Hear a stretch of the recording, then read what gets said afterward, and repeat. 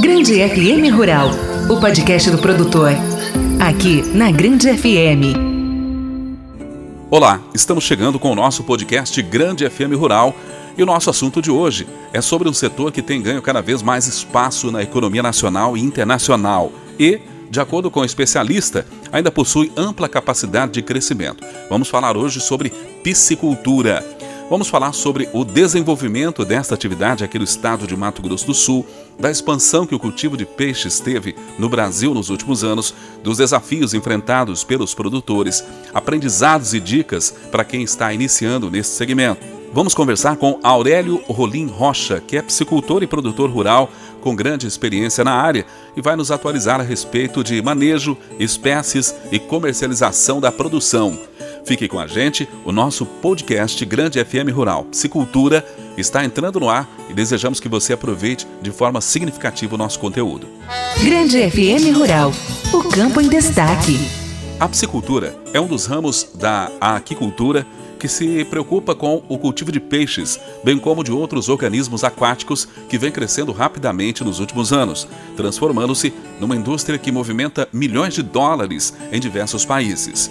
A piscicultura extensiva é praticada em reservatórios de grandes dimensões, naturais ou artificiais. Já a piscicultura intensiva, seu principal objetivo é a produção máxima por unidade de área. Mato Grosso do Sul segue líder nacional na exportação de tilápia.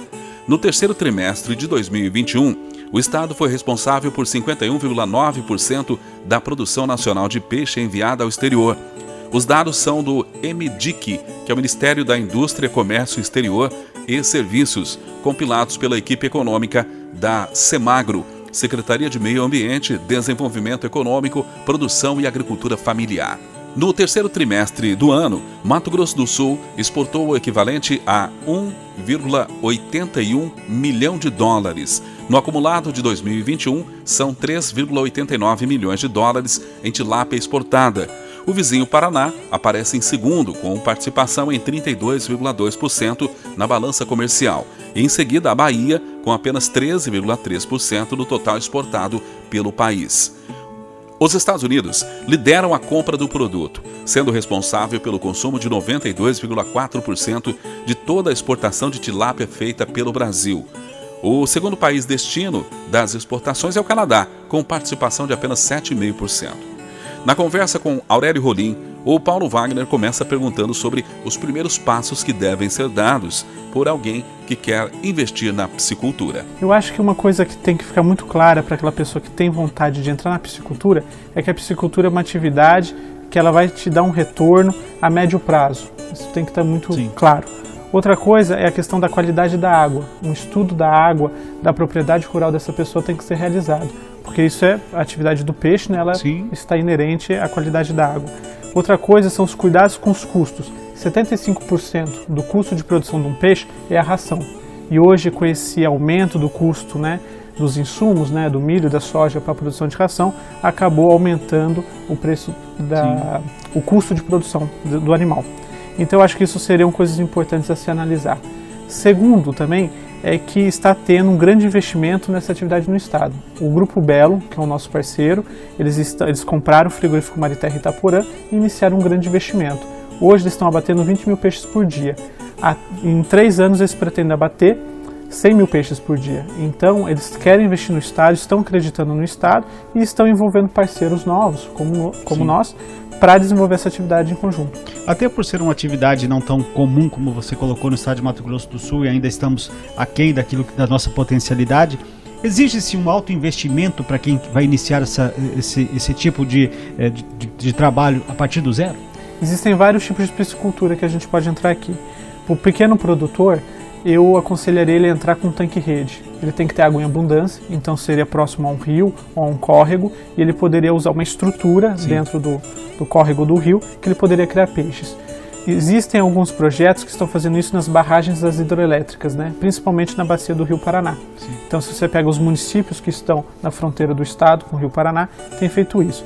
Agora, a pessoa que quer investir, fazer um aporte maior de recursos, aí eu indicaria a atividade mais famosa, que são os tanques, né? Os tanques que são construídos mesmo. Então é uma infraestrutura um pouco mais cara, mas que é uma atividade rentável e interessante. A produção de tilápias em larga escala é uma atividade recente em Mato Grosso do Sul.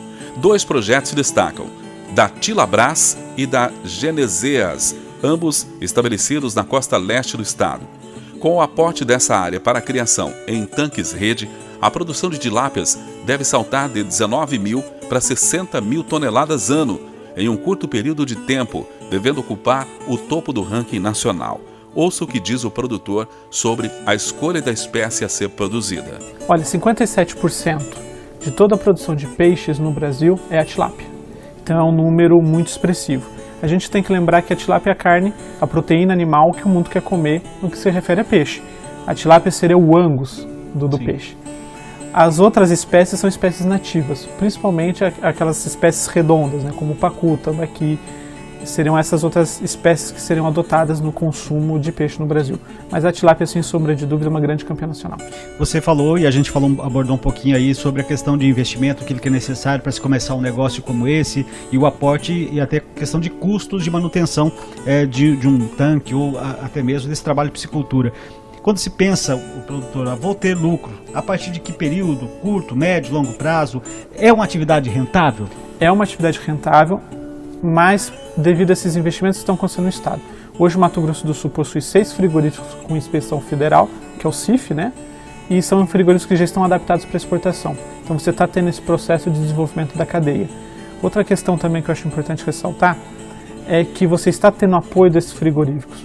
Eles estão auxiliando com alevinos, com ração. Sim. Então existem uma série de parcerias. O que estão fazendo no Mato Grosso do Sul hoje é o que faz na cadeia do frango, por exemplo, no Paraná, que você tem um integrado.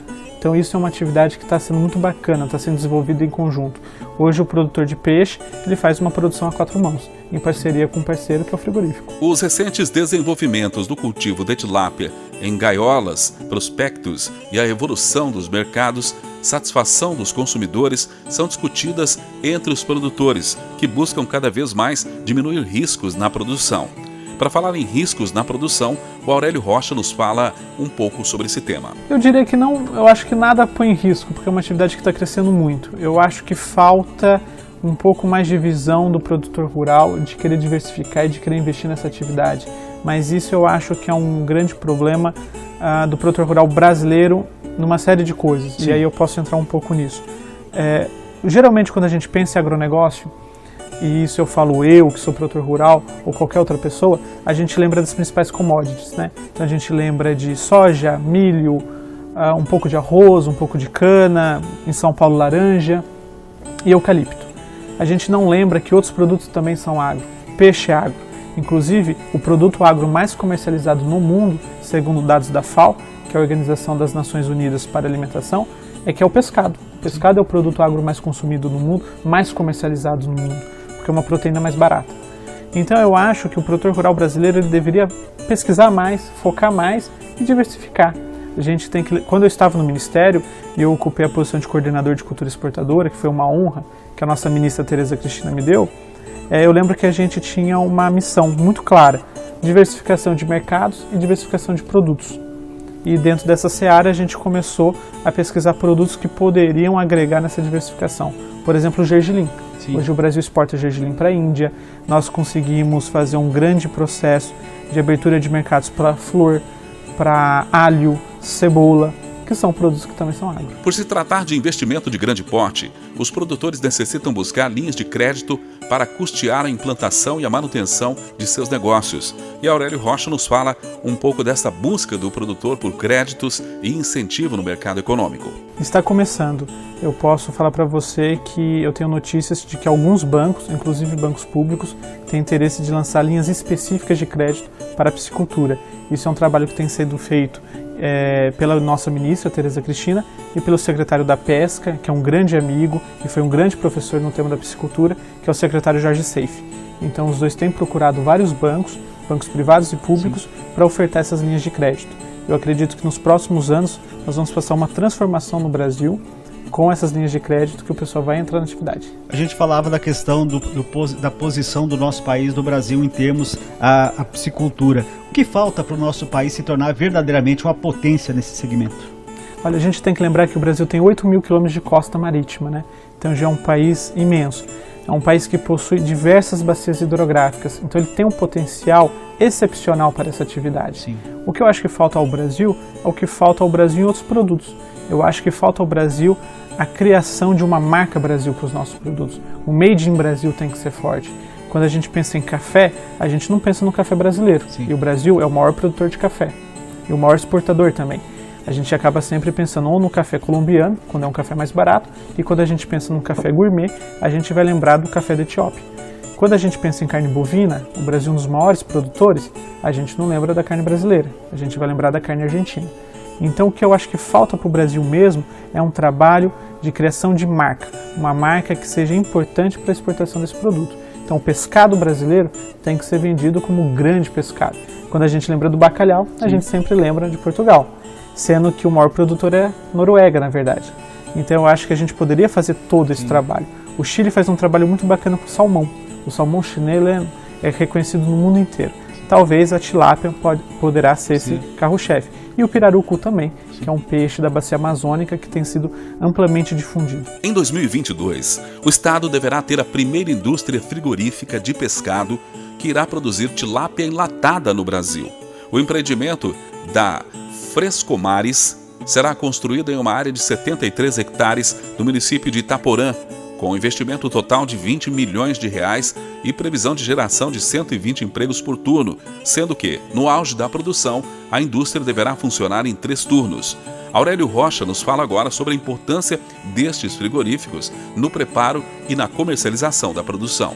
Dourados ainda é um pouco mais privilegiado, né? Porque Dourados é uma cidade que você possui uma boa infraestrutura de rodovias e tudo. E na atividade do peixe é importante que o produtor esteja próximo, né, do centro de abate, né, do frigorífico. Então é uma realidade um pouco atípica. Mas se você pegar alguns frigoríficos do norte do Brasil, estão muito longe dos produtores, né? Rondônia está se tornando um importante produtor de peixes. Além dos peixes da bacia amazônica, da tilápia mesmo. Estão fazendo grandes investimentos. No Mato Grosso também as distâncias são imensas. Mas aqui na nossa realidade douradense, a gente possui uma boa infraestrutura. Lembrando que é aquela velha máxima, né? O Brasil é muito bom da porteira para dentro, né? Mas da porteira para fora a gente carece de investimento em infraestrutura, em qualidade de escoamento. Mas isso é um processo que aqui no estado tem sido bem feito. Eu também queria lembrar uma coisa. O governo do estado tem um programa chamado Peixe Vida, que é um programa de benefícios fiscais e de benefícios financeiros para o produtor rural. Então o Mato Grosso do Sul tem feito sua parte. Sim. Aurélio, a gente está falando aqui de uma atividade até nova para o nosso estado, mas como qualquer atividade nos dias atuais, exige capacitação. Não é tão simples, não é simplesmente você fazer um tanque, colocar o alevino lá dentro e achar que você vai... Ou seja, precisa estar capacitado para isso. O que você pode falar em termos de cursos, de seminários que exista à disposição para quem quer ingressar nessa atividade? Olha, eu acho importante a gente ressaltar o trabalho que tem sido muito bem feito pela Universidade Federal de Dourados. A Universidade Federal tem um curso de engenharia de pesca, então está formando grandes profissionais para trabalharem nessa área. E a gente tem que valorizar mais esse curso. Esse curso, uma vez eu estive conversando com a reitora, a ex-reitora, a professora Mirlene, e ela estava me contando que eles pensaram em fechar o curso. E olha o tanto potencial que nós temos no nosso estado. Isso tinha que ser um curso de referência para o Brasil todo. Mas dentro da cadeia produtiva, eu gosto de citar os cursos que são feitos pela FamaSul, né, que é a reunião de todos os sindicatos rurais do estado.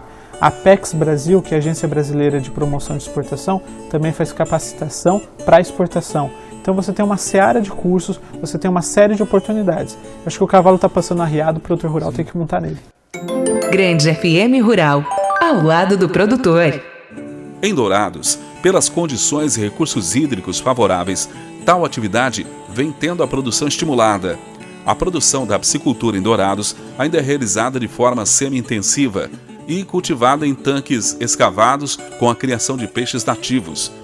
O entendimento do significado da piscicultura nas pequenas propriedades surge como uma nova necessidade de conhecer a situação atual dos piscicultores de Dourados.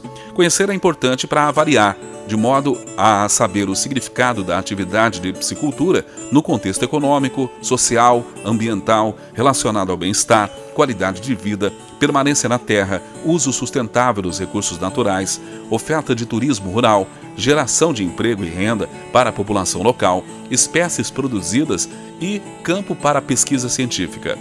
Se você deseja se tornar um piscicultor, consulte empresários e entidades relacionadas ao setor, bem como a Associação de Produtores, para saber mais sobre essa atividade da qual Mato Grosso do Sul se destaca no Brasil. Esse foi o nosso podcast Grande FM Rural de hoje, disponível no grandefm.com.br ou na sua plataforma de áudio preferida. Siga o nosso podcast nas redes sociais, assine o nosso podcast, se inscreva em nossos canais e favorite o nosso conteúdo. Assim você será notificado toda vez que tivermos novidades. Esperamos que você tenha gostado do conteúdo de hoje e em breve novos episódios estarão à sua disposição. Você conferiu Grande FM Rural, o podcast do produtor. Aqui na Grande FM. Na Grande FM.